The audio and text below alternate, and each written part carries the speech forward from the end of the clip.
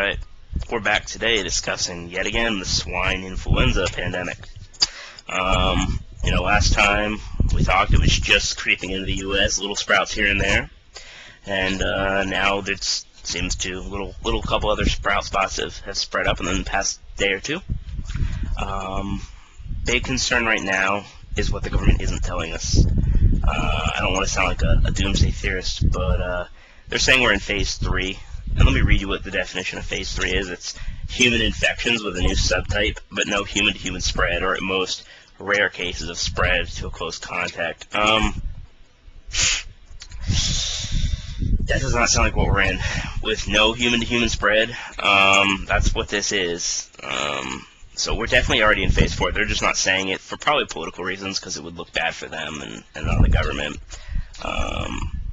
The government doesn't have to tell us anything. I think people need to be aware that the government will, for the protection of itself and for the protection of the greater population, they will not say anything. Because, let's face it, if they were like, yeah, we have a very good chance of half of the country dying from this, there'd be a mass panic and people would be fleeing to the mountains. Now, it's not time to do that yet. I mean, once it gets stage 5 or 6, if it gets really bad in your area, yeah, it's going to be time to go for you to go up to the mountains or whatever. But me and my friends, we are actually planning a camping trip this summer, later on in the summer, and we've already bought a couple kegs of beer, things like that, a bunch of SpaghettiOs, quote unquote, not really, but a bunch of supplies and food and stuff.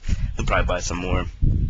And if it does get bad in the Richmond, Virginia area, we'll just take our stuff and we'll just go up to the mountains a little bit earlier and probably stay a little bit longer until this thing kind of fades out, because, I'm at a higher risk than most people because my mom is a teacher.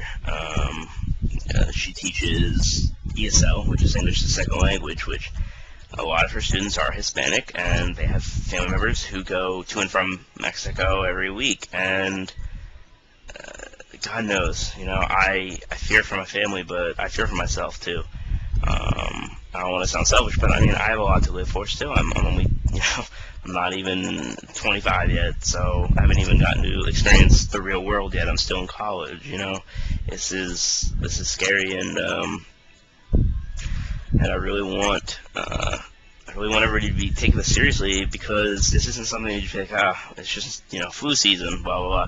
This is a pandemic on the making, and the government doesn't really seem to care too much to control it. And my reasons for that, some reasons and ideas for that are, and this sounds, this will sound a little doomsday theory kind of sounding, but some people think that maybe the Obama administration and them are not doing anything because they think an epidemic like this, if we lost 40 million people,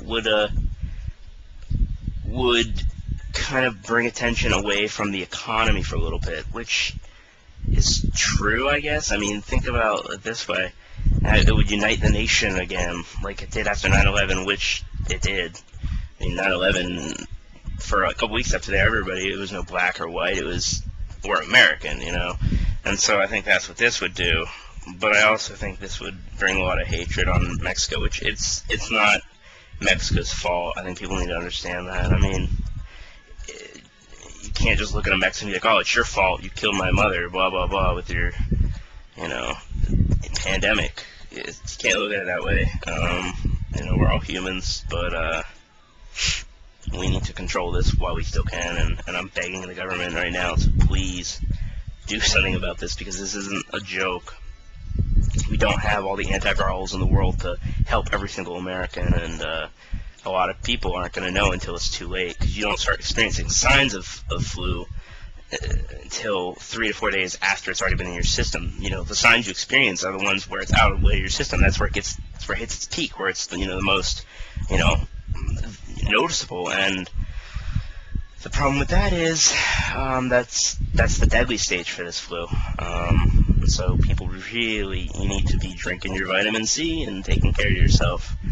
But I'm begging, please wake up, people. This is gonna be scary.